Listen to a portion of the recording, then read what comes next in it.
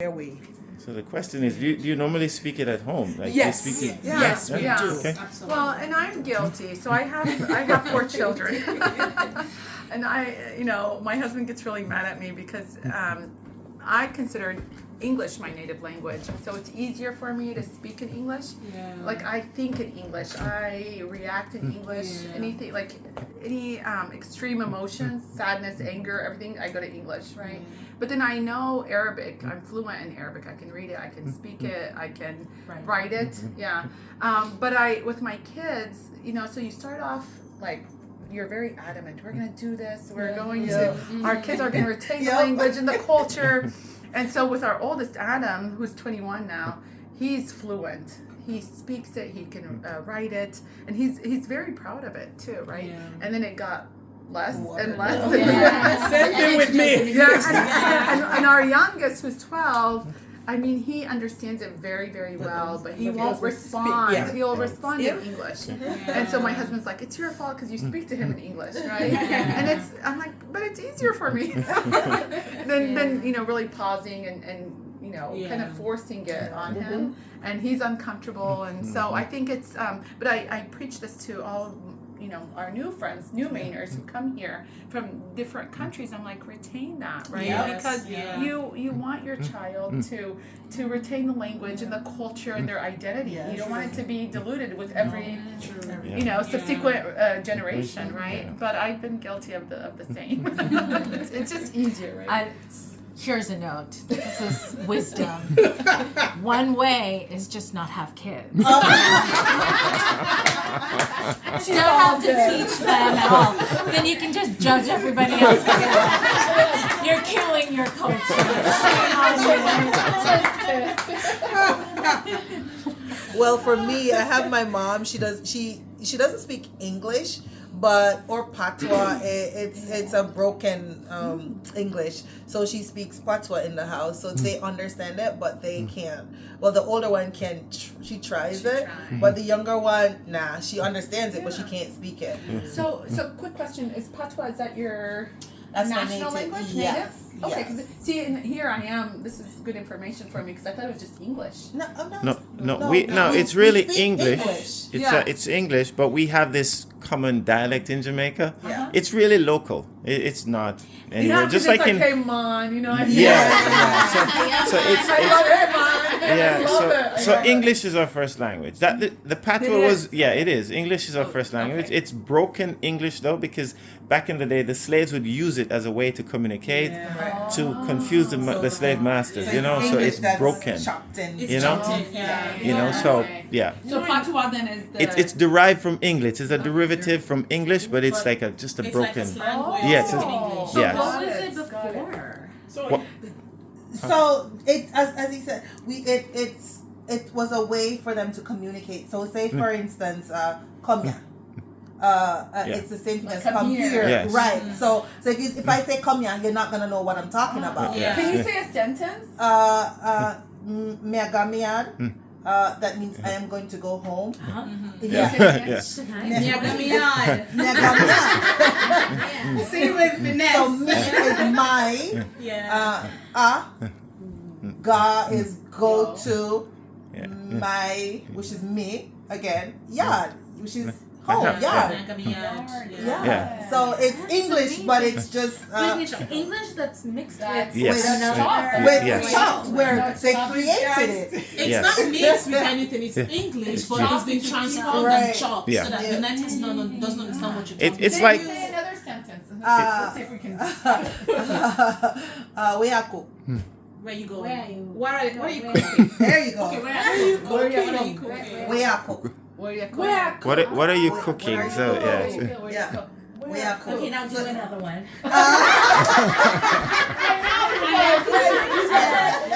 How about she pays for classes? Her culture, I just realized this, her culture is very close Similar to Jamaican, even their music, I realized it's crazy. a derivative, Yeah, with Well.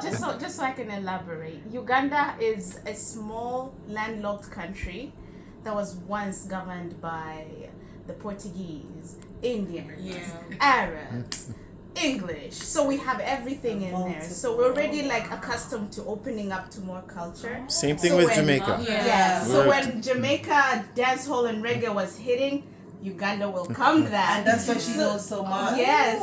She Nigerian relate. music we just welcome. So we just Yeah. So the music, music she posted, I'm like, why does this sound so much like And she loves Yeah. So one thing though that struck me right now is in Nigeria we have pidgin English too, It's also broken English. which is broken English, but also it has different so many versions depending on the area. Like Yes. the people in Lagos, if they speak their own pidgin English, is different from the pidgin English of someone who lives in Warri Yeah. or someone who lives in Enugu. Also, like it's that same English, but it's The same thing happens in Jamaica. There are 3 different types of patois Yeah. based on the region where you are. And it's all the same And- thing to confuse the Yes. white man. Yes, Right. you know. So, Smart. yeah. So what she said. well, ours was colonization. That's what I'm saying, during the colonization time, to Yeah. confuse the white man because Yeah. you wanted to communicate without them hearing every single thing you said. Yeah. So I think like we kind of share a lot of similarities. Yeah. Another similarity that struck me, we wear those in Uganda. Really? This. Yes. Waist beads. But we Waist use beads. them. We use them for weight. So like There is- you know how a woman is Ghanaians getting ready, do that. You're ready to get Yeah. married. Yeah. So you would Is it like the wear. bigger that you are? Bigger? Like in terms So of. you use them to shape your body. Oh. So when it gets tight, yeah, we do that I too. want one. That And is you want part that of one it. in here. Yeah, that was So also it gives part you of the it. hourglass. Yeah. Okay. So when it gets tight, you know you're getting You're getting big, so you have to watch it. And So- it helps you What? shape. It will help you shape your weight. Yeah. It helps you shape your body. So like, you see how if she wears this 24/7, Yeah. and she starts to gain weight, that part of the body will just Yeah. stir it Yeah. up. Oh, okay. I'm gonna get one. So you wear them Stack from it up childhood for all the way sure. up. Yeah, but So there that- are several like. You have to get the stronger ones. Please But there are smaller ones that you can wear every time. But this, This is is more. This is more costume Yes. than the. But yeah, we do that too. Yeah. So many times. Ghana does that too. as So well. I come from a tribe where we do the small beads. Okay. Yeah. This is like when a girl grows to a teenager. Yeah. We have like your aunties, your mom will not teach you about sex. Yeah. Our aunties, they teach you about sex and then they put the beads around your waist. And they teach you And how to then- use them. Yes, then they teach you how to use them and you keep them to keep your waist tiny. Yes. Yeah. That's what happened. I didn't get one. So let's not forget our cooking. So this is this now. So the next thing we would do will be to put it in the blender. Actually, you don't have to do this. This is my choice. I kind of feel like when you grill it before blending, it gives it this Smoky flavor. smoky flavor. I don't know if it's in my head, but Anything on it. No. Some people do it differently. Some people like to sprinkle a dash of oil and salt, whatever rocks your boat. So how long did you put it to? until my dad said it was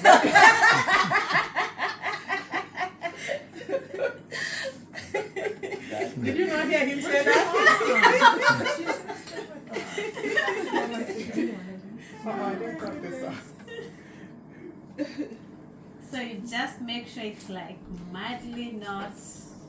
Listen, the trick is that it needs to have a bit of this charring. A bit of it. Because I know you said you're Muslim. So Yeah. is it like just parts of Uganda or? So I didn't Islam. realize that. So is Uganda has a wide Christianity. Christianity and Islam is very heavy, Okay. and then there's Is it a 50-50? third